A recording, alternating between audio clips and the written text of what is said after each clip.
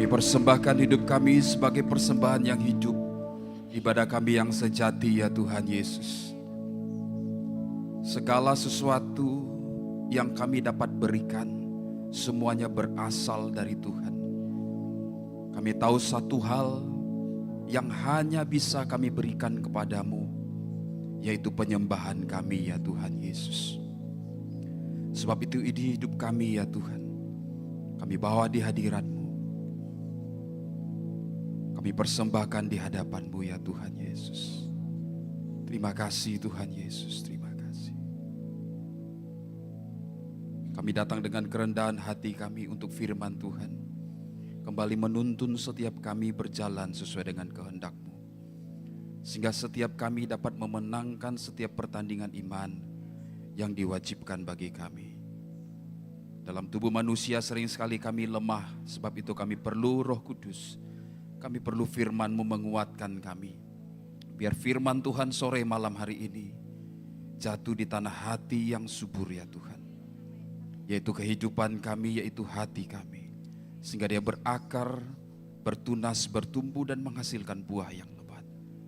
Terima kasih Tuhan, urapi firman-Mu, urapi setiap kami. Hamba-Mu berdoa setiap umat Tuhan yang datang dengan persoalan masalah.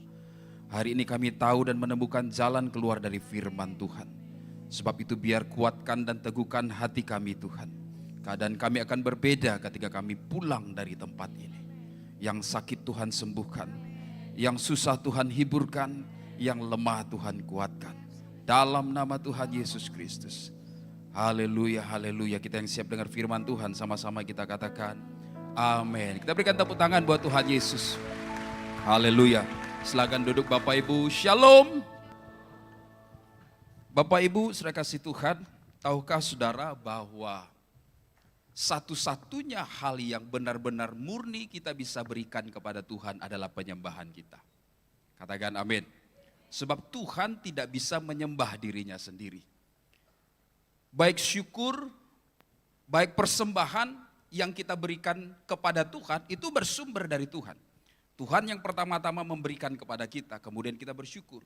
Tuhan kemudian memberkati pekerjaan kita sehingga kita memberikan perbendaharaan kita, persembahan kita, ucapan syukur kita, persepuluhan kita kepada Tuhan. Semuanya bersumber daripada Tuhan. Saudara kasih Tuhan, tapi satu-satunya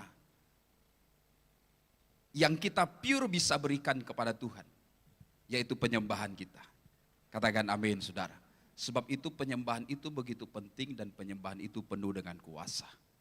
Hari-hari ini Bapak Gembala kita banyak juga berbicara tentang penyembahan.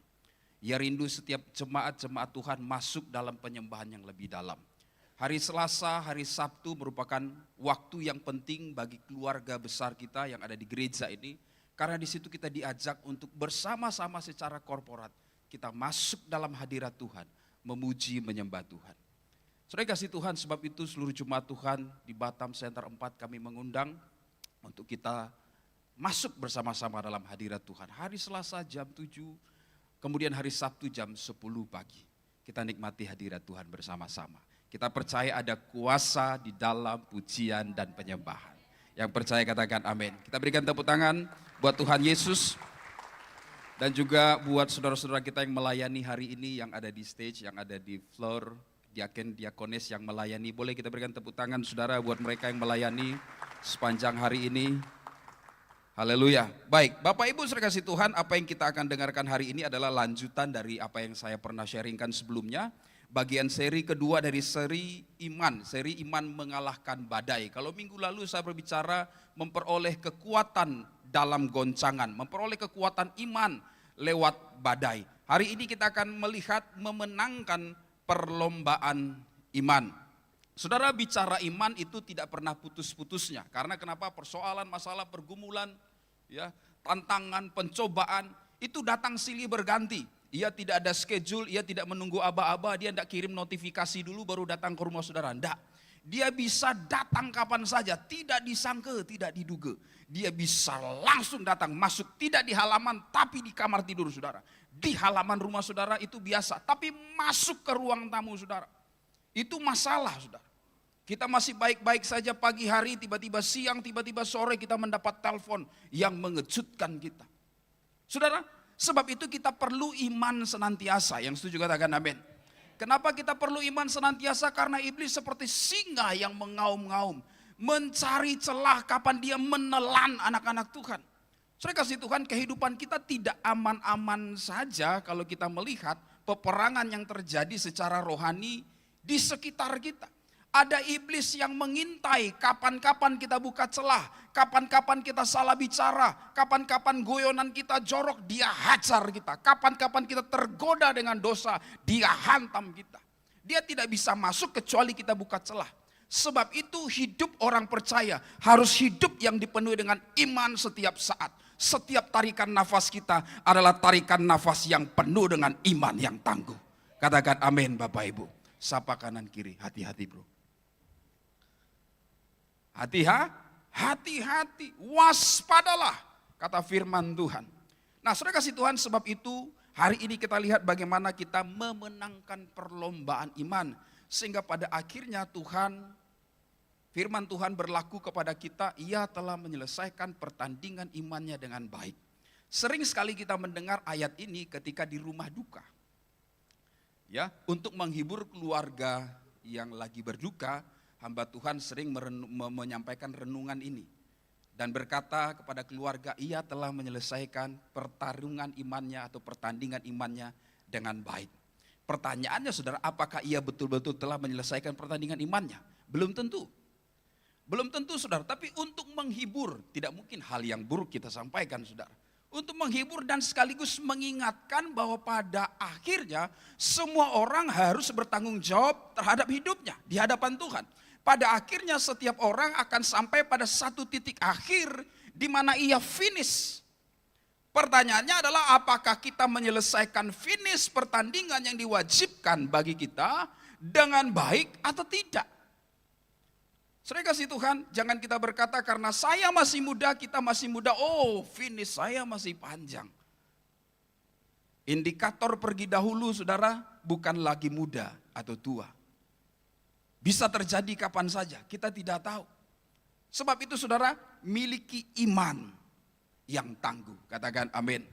Iman di mana kita bisa menyelesaikan perlombaan yang diwajibkan dengan kita dengan baik. Nah saudara kasih Tuhan, kita buka Ibrani pasal yang ke-12. Ayat yang pertama sampai ayatnya yang ketiga kita baca dengan suara yang lantang. 3, 2, 1. Karena kita mempunyai banyak saksi bagaikan awan yang mengelilingi kita. Marilah kita menanggalkan apa? Semua beban dan dosa yang begitu merintangi kita. Dan berlomba dengan tekun dalam perlombaan yang diwajibkan bagi kita. Di situ dulu. Jadi semua orang percaya ada sebuah perlombaan yang diwajibkan. Tidak ada pilihan. Ibarat negara-negara tertentu wajib militer, dia mau tidak mau dia harus lewati saudara. Mau dia bangsawan kek, mau dia orang yang awam sederhana kek, dia harus melewati fase itu. Diwajibkan bagi kita. Berarti ini bukan sebuah pilihan. Semua anak-anak Tuhan kita harus masuk dalam sebuah pertandingan yang diwajibkan bagi kita, yaitu pertandingan iman. Katakan amin. Jadi firman ini buat saya, buat setiap kita yang ada di ruangan ini. Tidak ada yang terkecuali. Ayat yang kedua, sebab itu marilah kita melakukannya dengan mata yang tertuju kepada Tuhan Yesus yang memimpin kita dalam iman. Mata kita tertuju kemana? Tuhan Yesus. Mata kita tertuju kepada Tuhan Yesus yang memimpin kita dalam iman dan yang membawa iman itu kepada kesempurnaan. Yang dengan mengabaikan kehinaan, tekun memikul salib ganti sukacita yang disediakan bagi dia.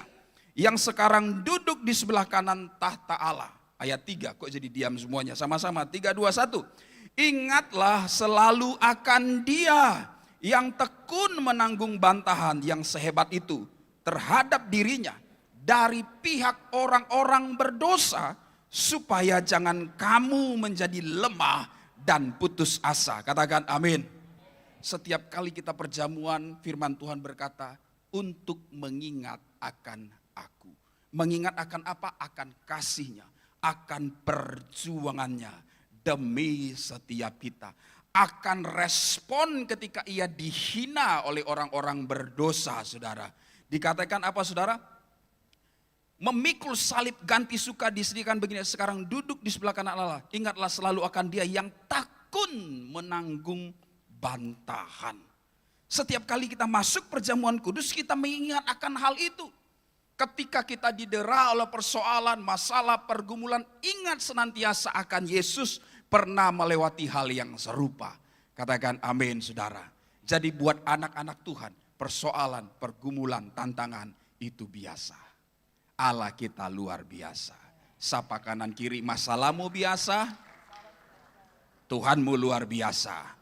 Sapa kanan kiri, katakan masalahmu biasa, Allahmu luar biasa. Kita berikan tepuk tangan buat Tuhan. Saudara, dalam Ibrani pasal 12 ini setidaknya bisa dibagi dua bagian besar. Yang pertama adalah masa persiapan, ya. Yang pertama persiapan perlombaan dan yang kedua adalah perlombaan itu sendiri. Nah, saudara kasih Tuhan, dalam kesempatan ini tentu waktu kita sangat terbatas, kita akan lebih banyak berfokus kepada persiapan-persiapan dari perlombaan itu sendiri.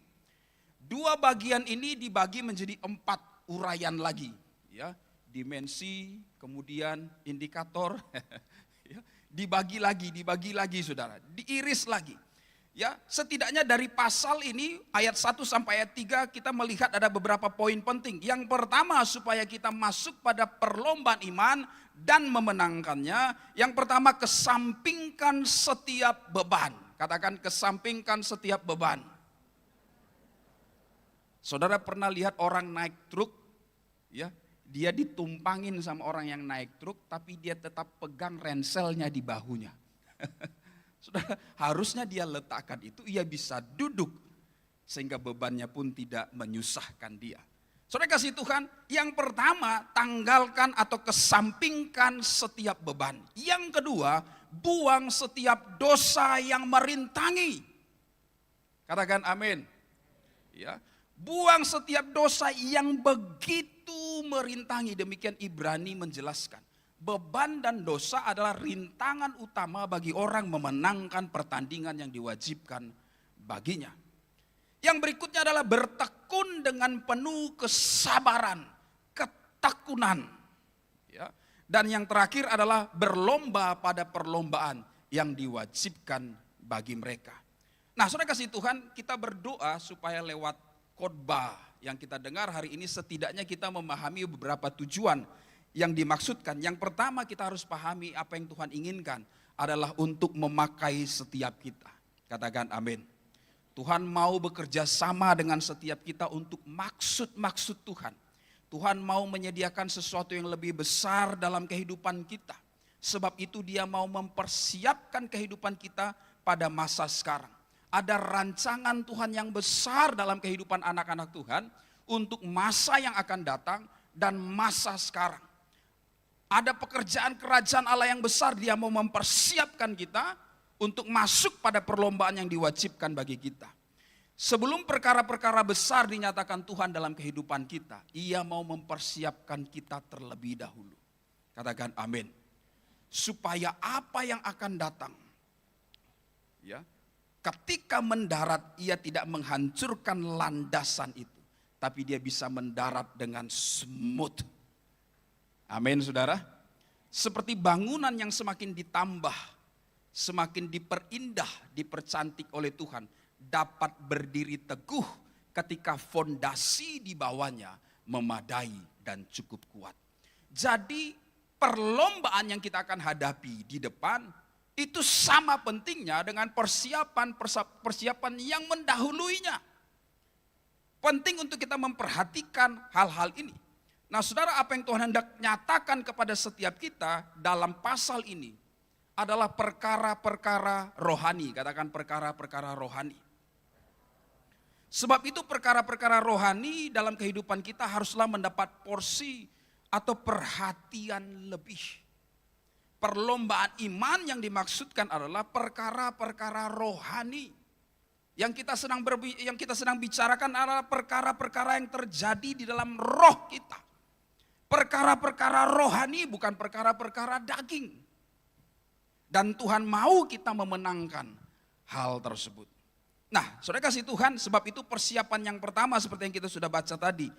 Apa yang harus kita lewati adalah menyingkirkan setiap beban. Katakan, singkirkan setiap beban. Haleluya. Apa itu beban, saudara?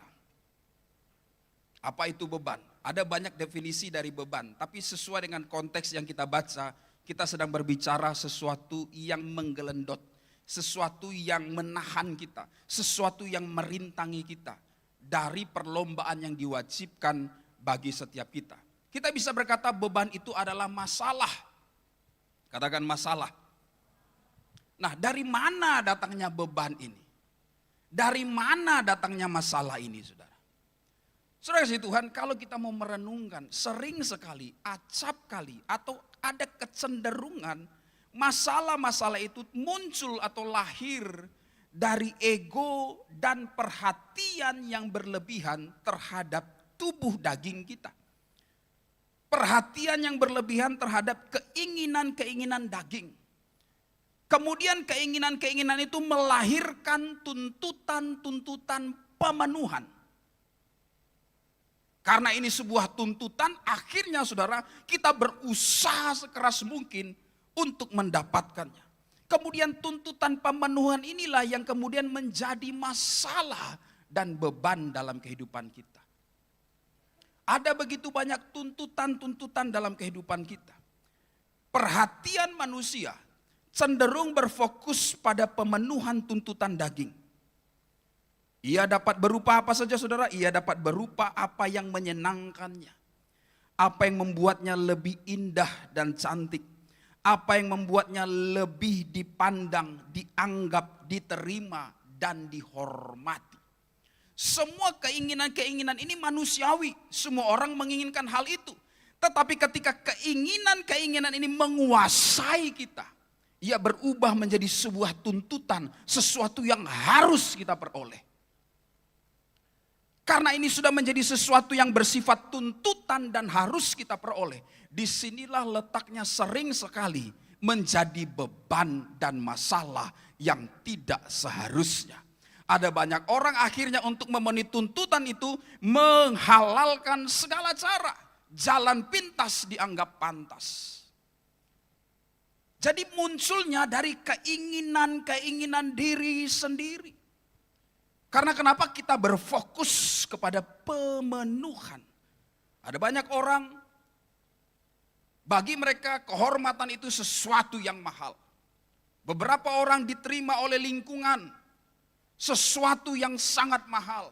Beberapa orang dipandang dan diterima oleh lingkungannya, sesuatu yang sangat mahal. Demi itu semua ada banyak orang akhirnya memaksakan diri mereka untuk memenuhi tuntutan-tuntutan tersebut. Lahirlah masalah, lahirlah beban. Padahal Tuhan inginkan supaya kita berfokus kepada Yesus. Katakan amin. Sebab itu Ibrani pasal 13 ayat yang kelima. Dikatakan demikian. Kita baca sama-sama. 3, 2, 1. Janganlah kamu menjadi hamba uang dan apa? Cukupkanlah dirimu dengan apa yang ada padamu, karena Allah telah berfirman, aku sekali-kali tidak akan membiarkan engkau dan aku sekali-kali tidak akan meninggalkan engkau. Saudara, jangan salah kaprah dulu seolah-olah saya menentang berkat. Tidak. Tuhan mau berkati kita bahkan berlimpah, limpah, limpah. Katakan amin, saudara. Katakan amin, saudara. Sebab itu kata cukup di sini bukan berarti aku ya sudahlah ada apa yang ada padaku, tidak perlu lagi berusaha, tidak perlu lagi mengembangkan kapasitas, tidak perlu lagi mengembangkan relasi, no.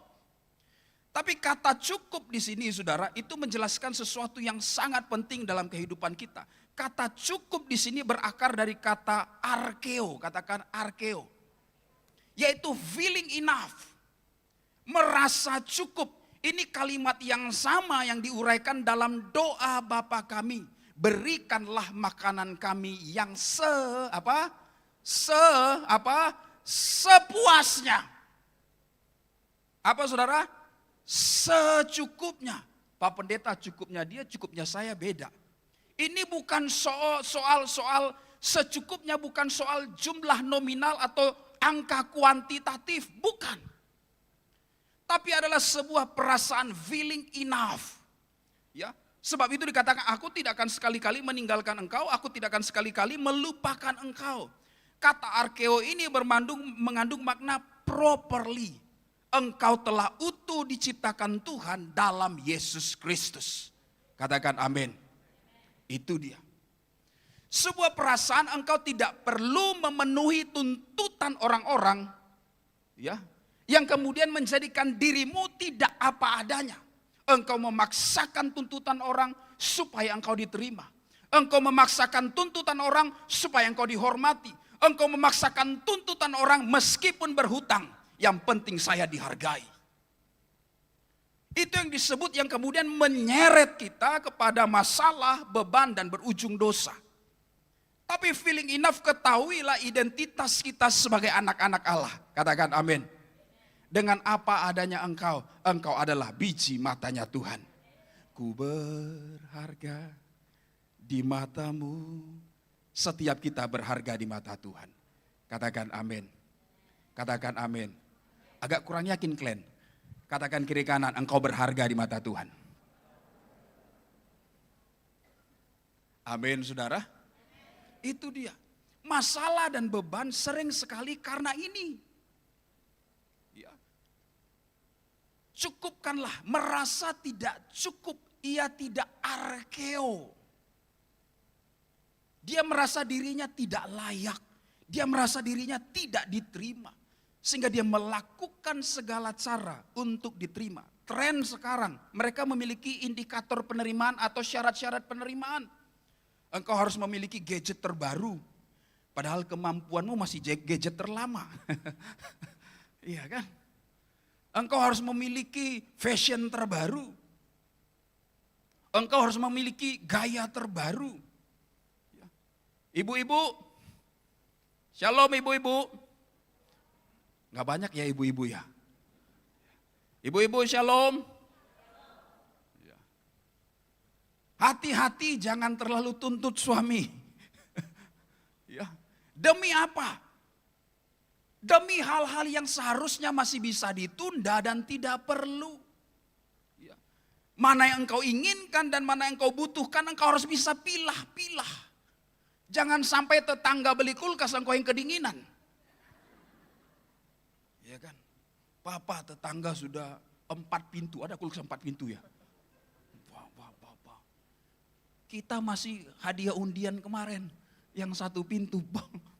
Udah nyesek-nyesek gak bisa lagi ditutupin.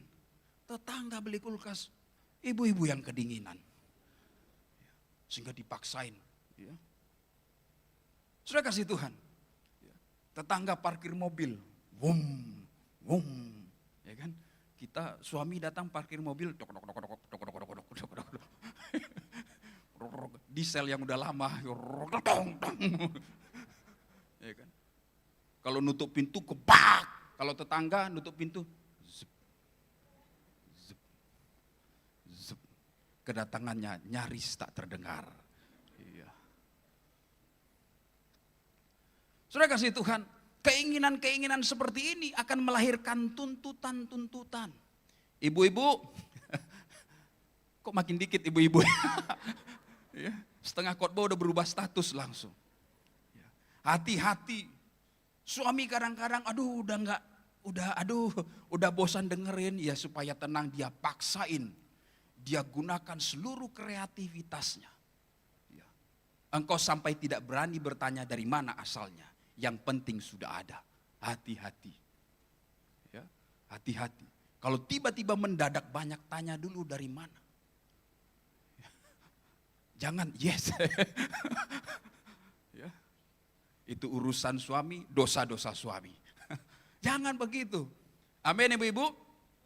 Bapak-bapak, engkau berharga, engkau adalah biji matanya Tuhan. Katakan amin. Katakan amin. Ya, sesama pria harus saling menghargai. Engkau biji matanya Tuhan, katakan amin. Engkau berharga. Ya. Percayakan kepada Tuhan. Apa yang kau kerjakan, Tuhan buat berhasil. Tuhan akan mencukupkan apa yang kau perlukan dalam keluargamu. Katakan amin. Asal engkau menjadi aba, menjadi sumber yang dekat dengan Tuhan. Ia akan mencukupkan kebutuhanmu menurut kekayaan dan kemuliaannya. Kita berikan tepuk tangan buat Tuhan Yesus. Haleluya. Tadi ibu-ibu gak ditepukin ya. Tepuk tangan buat ibu-ibu dulu. Haleluya, puji Tuhan. Anak-anak muda, waspadalah terhadap tuntutan-tuntutan zaman yang membuat engkau memaksakan diri. Demi apa? Demi penerimaan. Ya. Akhirnya berhutang. Akhirnya bermasalah. Hati-hati. Oh iya, ini aku nih Pak Pendeta. Ya, firman Tuhan memang buat setiap kita. Sebab itu Ibrani pasal 13 ayat yang kelima ini berkata, Arkeo, cukupkanlah dirimu dengan apa yang ada padamu. Engkau tidak perlu pengakuan orang yang kemudian membuat engkau kemudian menjadi utuh. Tanpa pengakuan orang, tanpa pujian orang, engkau merasa dirimu kekurangan sesuatu. Itu hanya tipu daya si jahat. Itu memang manusiawi, tapi ketahuilah firman Tuhan berkata, engkau adalah biji matanya Tuhan. Engkau berharga di hadapan Tuhan. Katakan amin. Haleluya. Tuhan tidak mati untuk malaikat. Tuhan tidak mati untuk ciptaan yang lain, saudara. Tapi dia mati untuk engkau. Itu karena dia mengasihi engkau dan berharga di hadapannya. Haleluya. Nah, saudara, mengapa semuanya ini terjadi? Karena perhatian kita berfokus kepada pemenuhan dan tuntutan tadi. Muncullah masalah, muncullah beban. Akhirnya tidak bisa tidur. Ya, berhati-hati dengan hal tersebut. Berfokus kepada pemenuhan tuntutan tadi. Akhirnya perlu kita ketahui saudara, tuntutan-tuntutan itu tidak akan pernah menemui titik kepuasan. Dia akan mencari yang lebih lagi sampai tidak berujung. Keinginan-keinginan daging, jangan pikir nanti kalau saya punya ini, saya pasti tidak ingin apa-apa lagi. Nehi karungge, tidak akan pernah. Ya. Begitu parkir 1 mau 2, parkir 2 mau 17. Punya 5 mau 1 komplek. Tidak akan pernah berhenti. Ya. Itu keinginan daging. Bukan berarti kita salah memiliki banyak hal, enggak. Tapi jangan sampai menyeret kita kepada dosa. Nah, saudara kasih Tuhan, sebab itu perhatikan. Kemana fokus dan perhatian kita? Sesuatu yang kita beri perhatian lebih, maka itu adalah hal yang kita anggap penting. Apakah kita lebih berfokus kepada keinginan-keinginan daging, atau kita berfokus kepada keinginan-keinginan Tuhan? Kemanakah letak fokus kita? Sesuatu yang kita beri perhatian lebih, maka hal itu kita anggap lebih penting. Sesuatu yang kita abaikan, berarti kita anggap itu tidak lebih penting. Pertanyaan besar kita, kemanakah kita memberikan fokus dan perhatian yang lebih? Kepada perkara-perkara duniawikah atau kepada perkara-perkara rohani? Jawabannya ada dalam hati kita masing-masing. Kalau kita berkata, oh saya tidak punya waktu untuk Tuhan, sederhana saja. Apakah yang kita anggap penting dalam kehidupan kita? Sesuatu yang kita anggap penting, kita akan berikan waktu. Kalaupun tidak ada waktu, kita akan buat waktu. Kita akan singkirkan yang lain untuk yang kita anggap lebih penting. Katakan amin. Katakan amin. Tapi sesuatu yang kita abaikan, maka sesuatu itu kita tidak anggap penting. Apakah yang sering kita abaikan dalam kehidupan kita? Saudara kasih Tuhan, renungan hari ini, firman hari ini mengingatkan kita apa yang harus menjadi fokus dan prioritas kita untuk memenangkan pertandingan iman kita. Hari-hari ini Tuhan sedang pulihkan, merestorasi kembali Pondok Daud. Tuhan mau mengajak setiap kita masuk dalam hadirat Tuhan, supaya kisah para rasul pasal 15 ayat 7 dan 8 itu digenapi. Supaya lewat kehidupan kita yang banyak dalam hadirat Tuhan, jiwa-jiwa dimenangkan. Katakan amin saudara. Supaya kita bekerja bersama-sama dengan kerajaan Allah untuk memenangkan banyak jiwa. Masuk dalam pertandingan iman yang diwajibkan bagi kita. Tanggalkan segala beban. Katakan amin. Alihkan fokus kita lebih banyak kepada perkara rohani. Matius 6:33 berkata, carilah dahulu kerajaan Allah dan kebenarannya, maka semuanya itu akan ditambahkan kepadamu. Haleluya. Haleluya. Saudara kasih Tuhan. Perhatian yang berlebihan kepada beban tadi. Fokus yang berlebihan kepada beban. Itu seperti memberi vitamin, memberi kekuatan baru bagi beban yang membuat ia bertambah berat. Sementara roh kita bertambah lemah. Sebaliknya ketika kita lebih berfokus kepada Tuhan, akan membuat roh kita bertambah kuat. Dan beban kita pun menjadi ringan dan lenyap. Katakan amin saudara. Sebab itu berikan fokus kita kepada Tuhan. Jangan beri makan beban. Jangan beri makan persoalan. Jangan beri makan pergumulan. Masalah-masalah kita. Dengan hanya memikirkan itu. Ia akan seperti gunung yang tampaknya makin lama makin tinggi. Makin lama makin tinggi. Makin lama makin tinggi. Dan kita tidak bisa melewatinya. Belum kita mencoba menginjakkan kaki di kaki gunung itu. Kita sudah berkata, aku sudah tidak sanggup. Aku tak sanggup lagi menerima. Apa? Masa kita beda generasi? Kau bang, pura-pura kau bang. Beda generasi sejauh itu kah? Aku menerima derita ini. Aku. Karena kenapa? Fokus sama masalah. Hari ini tetapkan hati kita fokus kepada Tuhan. Katakan fokus kepada Tuhan. Fokus kepada Tuhan. Haleluya. Jangan katakan kepada Tuhan berapa besar gunung persoalanmu. Tapi katakan kepada gunung persoalanmu betapa besar Tuhan yang kau sembah. Amin. Saudara kasih Tuhan. Perhatian yang berlebih terhadap kehidupan kita saat ini. Atau kesukaan terhadap keinginan-keinginan daging. Adalah beban yang menarik kita ke bawah. Di mana seharusnya kita naik ke atas. Perhatian-perhatian yang berlebih terhadap persoalan dan masalah akan menahan kita di mana seharusnya kita maju. Membuat tugas sulit menjadi bertambah sulit dan bertambah berat di mana seharusnya Tuhan mau mengangkat kita lebih tinggi, menjadikan kita kepala dan bukan ekor. Katakan amin, saudara.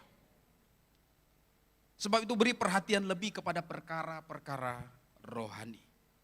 Ingat Ibrani 3 ayat 5 bagian terakhir tadi, Tuhan berkata, aku sekali-kali tidak akan meninggalkan engkau. Kalau engkau merasa kesepian seolah-olah ditinggalkan oleh Tuhan, no. Itu hanya perasaanmu saja. Firman Tuhan mencatat, ia tidak meninggalkan engkau. Ia tidak akan membiarkan engkau. Engkau diterima sebagai anaknya. Katakan amin. Orang di kiri kanan boleh meninggalkan engkau. Tapi Tuhan tidak akan meninggalkan engkau. Boleh tepuk tangan untuk firman Tuhan ini? Karena dia adalah Allah sumber perlindungan kita. Sumber kekuatan kita. Mari kita baca Mazmur 46. Ayat 2-6 dengan suara lantang. 3, 2, 1. Allah itu bagi kita tempat perlindungan dan kekuatan. Sebagai nolong dalam kesesakan sangat terbukti. Stop kiri kanan dulu, katakan kiri kanan, engkau belum terbukti. Tapi Tuhan sudah terbukti. Amin saudara. Satu lagi ayat yang kedua, Allah itu bagi kita apa? Tempat perlindungan dan kekuatan sebagai penolong dalam kesesakan sangat terbukti. Ayat ketiga, sebab itu kita tidak akan takut sekalipun bumi berubah. Bumi bisa berubah gak? Bisa, bumi bisa berubah. Pulau-pulau sudah bergerak, saudara. Ya, pulau-pulau sudah bergerak. Apa yang terjadi setiap lempengan bumi bergerak, saudara? Terjadi gempa, terjadi tsunami. Ya, walaupun bumi berubah, sekalipun gunung-gunung goncang di dalam laut. Pernah dengar gunung meletus dalam laut, saudara? Konon katanya masih ada gunung aktif yang menunggu letusan di dalam laut, saudara. Wow. Ya. Mulai dibayangkan oleh beberapa sutradara, muncul beberapa film-film yang menjelaskan peristiwa-peristiwa ini. Ya, yang paling mungkin yang cukup fenomenal 2012. Ya, filmnya 2012. Wow. Itu luar biasa sekali. Itu bisa terjadi sekalipun gunung-gunung goncang di dalam laut. Ayat keempat, sekalipun ribut dan berbuih airnya. Wow, ini bisa terjadi. Pencemaran di mana-mana, saudara, bisa terjadi. Sekalipun gunung-gunung goyang oleh geloranya. Kota Allah, kediaman yang maha tinggi, disukakan oleh aliran-aliran sebuah sungai. Ayat yang ke-6 apa? Allah ada di dalamnya. Kota itu tidak akan goncang. Allah akan menolongnya menjelang pagi. Katakan amin, saudara. Nah, bumi bisa berubah, orang bisa berubah, suami bisa berubah, istri bisa berubah, anak-anak bisa berubah, pasanganmu bisa berubah. Ya. Tapi firman Tuhan tidak pernah berubah. Tuhan Yesus tidak pernah berubah. Tuhan Yesus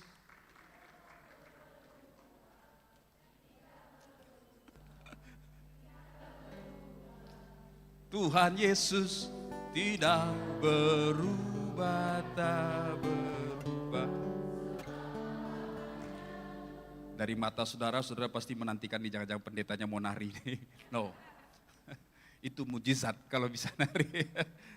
Saudara, Tuhan Yesus dan firman Tuhan tidak berubah. Segala sesuatu bisa bergoncang, tapi Tuhan kita tidak berubah. Katakan amin, saudara.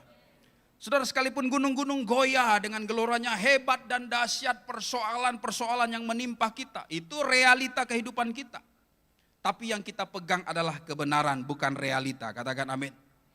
Kebenaran yang berkata Allah adalah perlindunganku, Allah adalah keselamatanku, panji kekuatanku, Allah adalah perisaiku, Allah akan menyelesaikannya bagiku. Katakan amin. Itu yang kita pegang. Sekalipun segala sesuatu goncang, pegang firman Tuhan. Ayat yang ke-5 dikatakan demikian. Kediaman yang maha tinggi, kota Allah, kediaman yang maha tinggi. Ini berbicara hadirat Tuhan.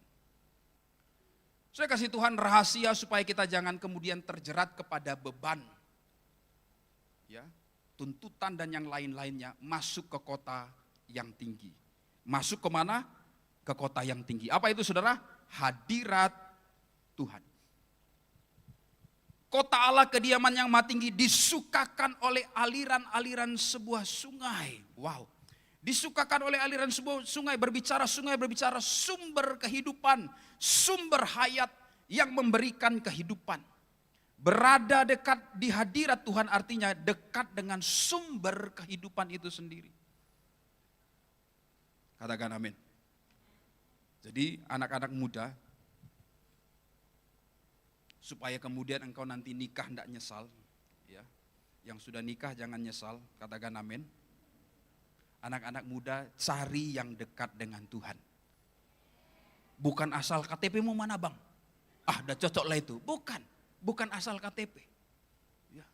Cari yang takut akan Tuhan, yang dekat dengan Tuhan. Karena kenapa? Dekat dengan Tuhan. Dekat dengan apa? Kota kediaman yang maha tinggi. Orang yang duduk dekat yang maha tinggi dikatakan ia akan disukakan oleh apa? Aliran-aliran kehidupan. Kalau kau ketemu dengan yang takut akan Tuhan, anak-anak Tuhan yang suka cari Tuhan, yang akan mengisi kehidupan rumah tanggamu adalah kehidupan. Katakan amin. Bukan kematian. Haleluya. Kehidupan keluargamu akan seperti kebun buah-buahan, bukan padang gurun.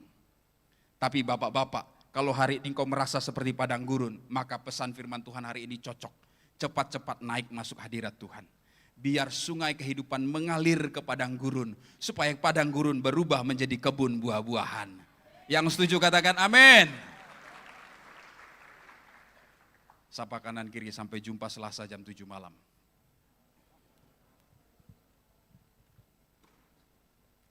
Amin Bapak Ibu. Amin anak-anak muda. Coba senggol yang kanan kiri saudara dulu. Ya, yang sama bestinya senggol dulu. Yang sama senggol dulu. Ya kan? Senggol dulu. Bang, cocoknya kamu rasa bang ya? Cocoknya kau rasa bang? Dekat dengan hadirat Tuhan. Bikin jadwal saudara. Ya. 1 minggu berapa kali masuk menara, suruh abang itu. Kalau udah naik menara foto, lapor. Amin. Sebab di tempat yang maha tinggi akan mengalir dan disukakan oleh aliran-aliran sungai, sebuah sungai. Sungai berbicara kehidupan. Kalau kita mau mengalami kehidupan, keluarga kita, rumah tangga kita, bisnis kita, mengalami kehidupan seperti di tepi batang air. Masuk hadirat Tuhan. Ayat yang ke-6 dikatakan Allah ada di dalamnya. Kota itu tidak akan goncang. Pertanyaannya, Allah ada di mana? Ada dalam hati kita? Ada dalam hati kita?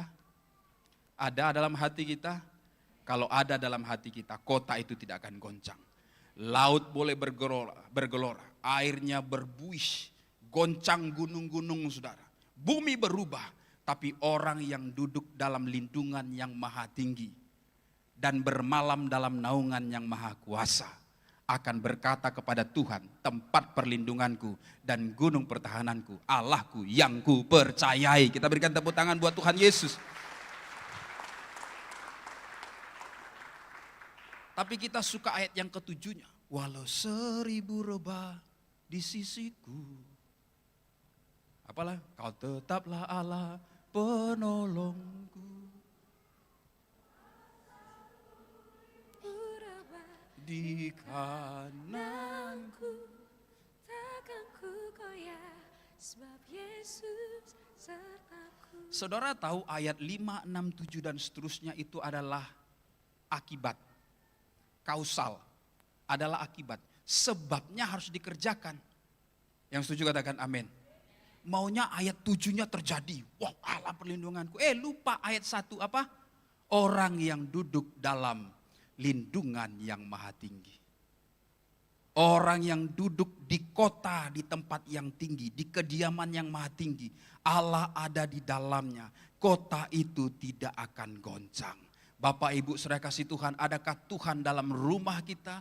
Apakah ada Tuhan dalam kehidupan kita? Segala sesuatu boleh tergoncang, tapi yang ada Yesus hidup dalam kehidupannya, ia tidak akan tergoncangkan. Kita berikan tepuk tangan buat Tuhan Yesus. Haleluya. Amin. Sebab yang sejati adalah kebenaran, bukan kenyataan. Ya, saya kutip apa yang dikatakan Bapak Gembala, itu H.A. Hani Andris, kutipan beliau. Realita kehidupan kita itu memang nyata, persoalan memang nyata, tapi jangan pegang kenyataan, pegang kebenaran. Allah adalah penolongku, Allah adalah perlindunganku. Amin Bapak Ibu. Ini ilustrasi gambar saja, ya. Kita melihat ada Adam, ada Daniel, ada Yesus yang tertidur di perahu sementara murid-murid panik. Suatu hari Adam berjalan-jalan, dia mencari-cari, mencocok-cocokkan muka. Tahu mencocok-cocokkan muka? Ya. Dia mencari di taman yang Tuhan sediakan, tidak ada yang sama dengannya. Kok yang lain datang lewat di depannya minta dikasih nama berpasang-pasangan. Ya kan? Bos, namain bos. Oke, lu gajah, lu harimau, lu ini, ya kan? Semua berpasang-pasangan. Dia tengok dirinya kok sendiri. Dia tengok lagi orang Medan. Dia lihat dirinya kok sendiri saja. Ya. Sehingga dia mulai mencari, barangkali Tuhan menempatkan di satu tempat. Dia pergi ke hutan belantara di Taman Eden. Dia mencocok-cocokkan mukanya. Hampir dia salah pilih. Dia melihat sesuatu yang mirip dengannya tapi suka lompat-lompat. Dia dekati, dia panggil, dia cocok-cocokkan jari semuanya, hampir-hampir. Ya, tapi untung hari itu segera malam. Dan ia pun terpulas tidur. Di tengah-tengah stresnya Adam mencari apa yang dia perlukan untuk dirinya, saudara. Tuhan menjawabnya ketika ia tidur. Ketika ia sedang tidur. Ketika ia sedang tidur. Suatu hari Daniel melakukan apa yang tidak dikenan oleh raja. Karena raja bertitah harus mengajukan permohonan hanya kepada raja, tidak boleh kepada dewa atau Tuhan yang lain. Tapi Daniel justru memohon kepada Tuhan. Ia berdoa menghadap Yerusalem. Ia berdoa menghadap sebagaimana biasanya ia berdoa. Hal ini dipandang tidak baik. Kemudian ia dimasukkan kemana? Ke gua singa. Firman Tuhan mencatat raja yang memasukkan Daniel ke kandang singa tidak tidur semalaman. Tidak tidur sepanjang malam. Demikian firman Tuhan mencatat. Sementara Daniel ia menikmati, bermain, bersenda gurau, dan ia bisa beristirahat bersama dengan singa yang seharusnya mengancam dia. He found rest. Dia menemukan ketenangan di tengah-tengah ancaman. Yang berikutnya Yesus tertidur di tengah-tengah badai. Saudara, jadi pertanyaannya kalau lagi ada badai, ada gelombang, ada masalah, maka pilihan yang paling baik dan paling tepat yang kita lakukan adalah apa?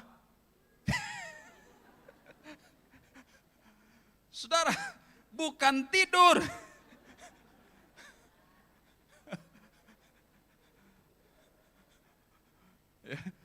Karena ini tertidur, Tuhan jawab. Ini tertidur, Tuhan jawab. Ini tertidur. Saudara, memang orang-orang yang menyerahkan kehidupannya kepada Tuhan, yang menyerahkan kekhawatirannya kepada Tuhan, mereka akan menemukan rest, mereka akan menemukan istirahat, shalom, kedamaian di dalam Tuhan di tengah-tengah badai kehidupan mereka.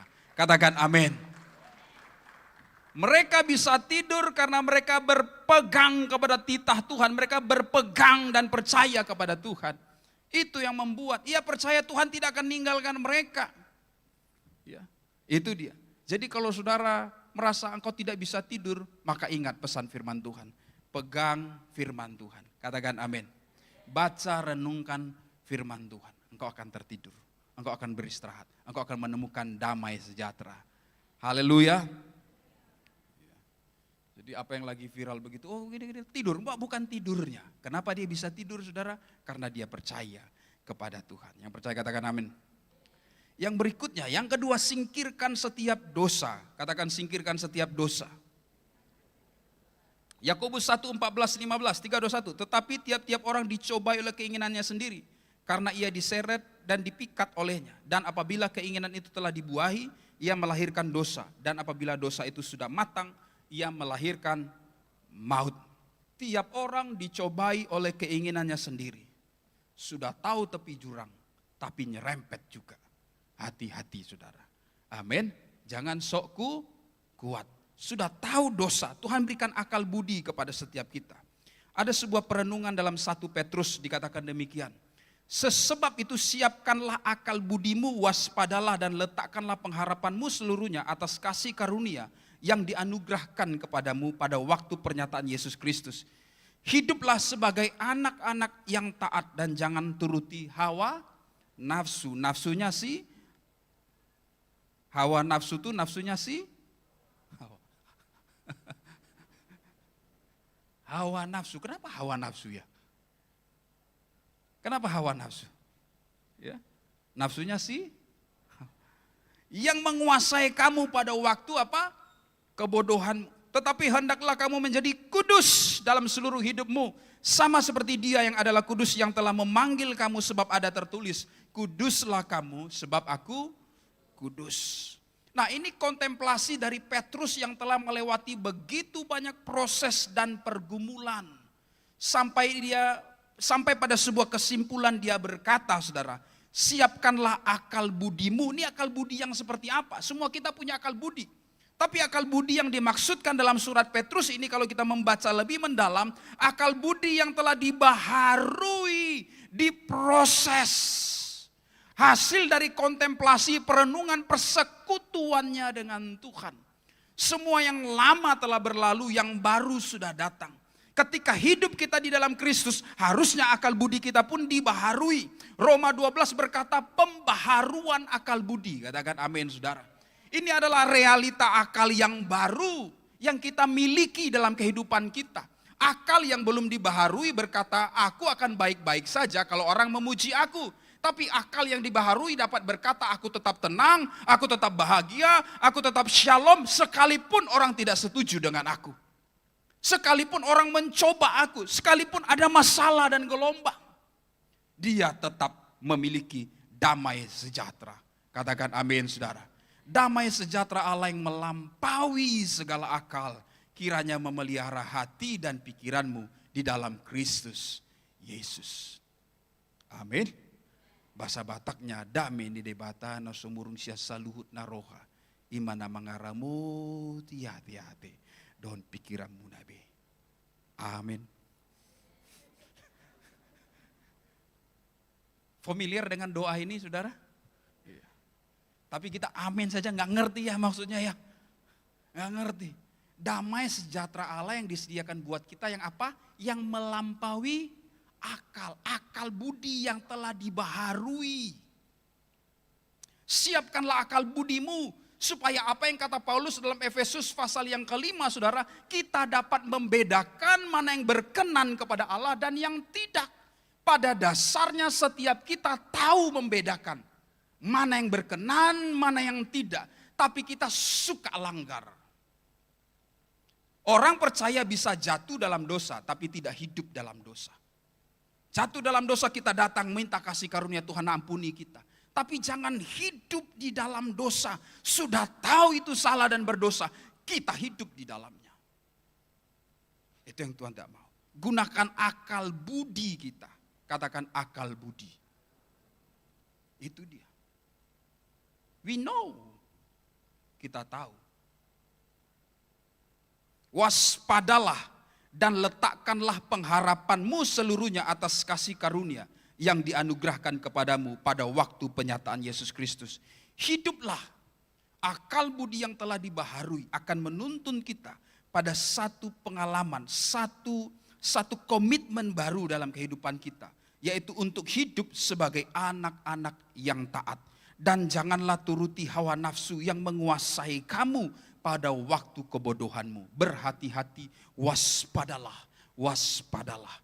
Jangan sampai engkau tertipu dan jatuh pada waktu kebodohanmu. Tetapi hendaklah kamu menjadi kudus dalam seluruh hidupmu sama seperti Dia yang adalah kudus yang telah memanggil kamu. Sebab ada tertulis, kuduslah kamu sebab aku kudus. Amin. Perlombaan apa yang harus kita ikuti dalam kehidupan kita. Pada seri berikutnya kalau ada kesempatan kita akan lebih banyak berbicara tentang hal ini. Yang pertama berlomba untuk berada di hadirat Tuhan. Yang kedua berlomba untuk menjadi seperti Kristus. Yang ketiga berlomba untuk mencari kehendak Tuhan. Yang keempat berlomba untuk menyelesaikan amanat agung Tuhan Yesus Kristus. Katakan amin saudara. Katakan amin saudara. Ini dia perlombaan-perlombaan yang kita harus jalankan. Ini pekerjaan-pekerjaan rohani di depan kita. Sebelumnya mari persiapkan diri kita.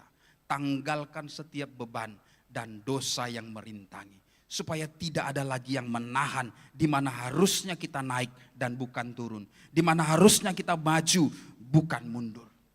Karena itu rancangan Tuhan dalam kehidupan setiap kita. Haleluya. Kita bangkit berdiri bersama-sama. Saya tutup dengan ayat ini. 1 Timotius 4 ayat yang ke-8 berkata, latihan badani terbatas gunanya, tapi ibadah itu berguna dalam segala hal. Karena mengandung janji baik untuk hidup ini maupun untuk hidup yang akan datang. Kata ibadah yang digunakan ini adalah kata avoda.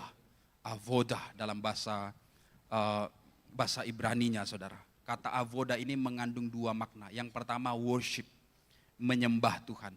Avoda yang kedua bermakna taat kepada perintah Tuhan. Ini seperti rel kereta api yang akan menuntun gerbong, tidak bisa dipisahkan. Kehidupan yang menyembah, turun dalam penyembahan. Kehidupan kita yang hidup dalam kehidupan hari ini, saudara. Kehidupan kita, kehidupan sehari kita harus berjalan taat kepada firman Tuhan. Katakan amin, saudara. Hidup intim dengan Tuhan juga hidup taat. Itu yang disebut avoda. 2 jam kita di sini ini bagian dari avoda. Tapi avoda tidak berhenti setelah jam ini berakhir. Tapi avoda yang berikutnya mentaati firman Tuhan akan berlangsung dari hari Senin sampai hari Sabtu. 24 jam dalam satu hari, 7 hari dalam seminggu. Kita avoda. Katakan amin, saudara. Ini avoda worship. Dan avoda berikutnya yang lebih panjang. Kita harus jalankan dalam kehidupan kita sehari-hari. Haleluya.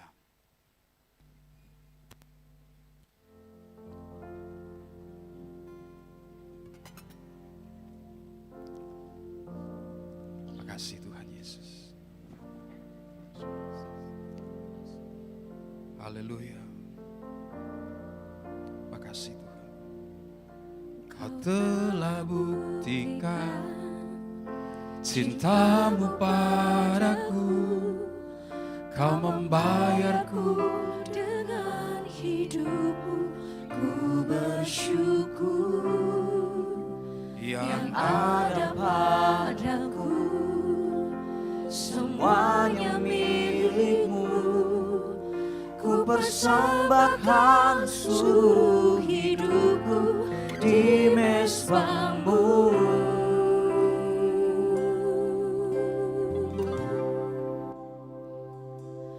Hanya Kau yang menjadi tempat jawaban. hanya Kau tempatku berharap, berjalan bersamamu ku takkan goyah, sebab tangan kasih-Mu tersedia bagiku. Selamanya Kau ku cinta. Sama-sama katakan, Kau telah buktikan. Kau telah buktikan cintamu padaku. Kau membayarku dengan hidupku. Ku bersyukur yang ada padaku. Semuanya milik-Mu. Ku persembahkan seluruh hidupku di mezbamu. Mari angkat tangan kita sama-sama. Hanya Kau yang menjadi tempat jawaban. Hanya Kau tempatku berharap, berjalan bersamamu ku takkan goyah, sebab tangan kasih-Mu tersedia bagiku. Selamanya Kau ku cinta. Sekali lagi dari awal kita akan pujian ini. Kau telah buktikan, ya Tuhan, cintamu padaku.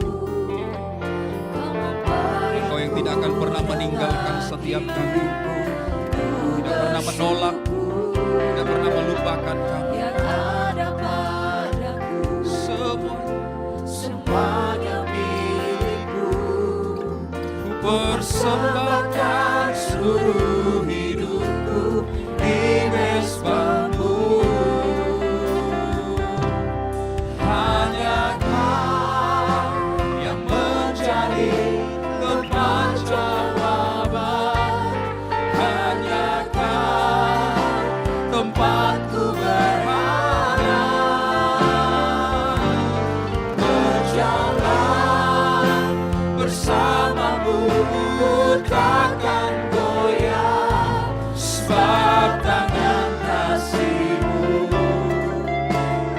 hanya bagiku.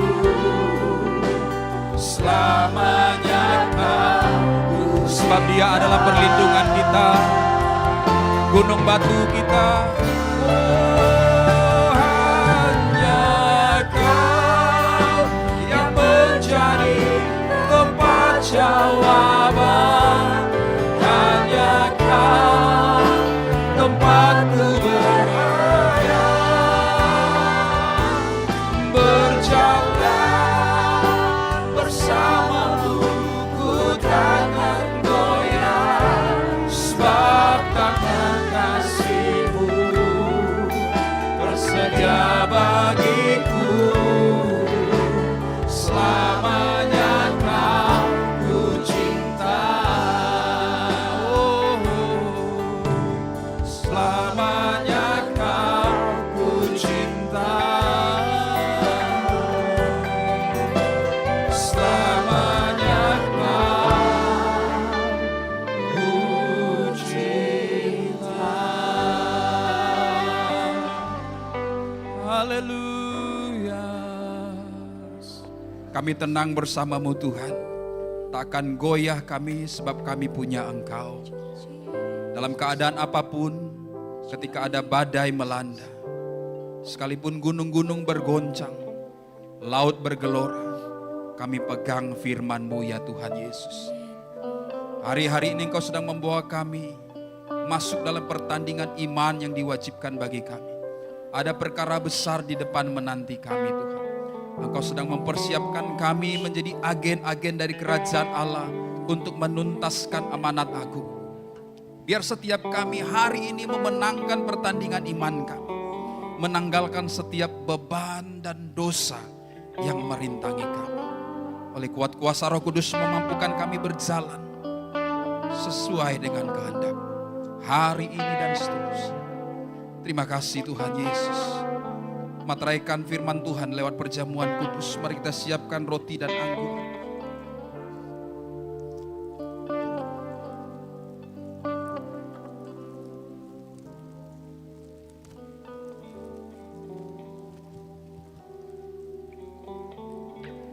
Sesuatu yang kudus, marilah kita datang dengan hati yang layak di hadapan Tuhan.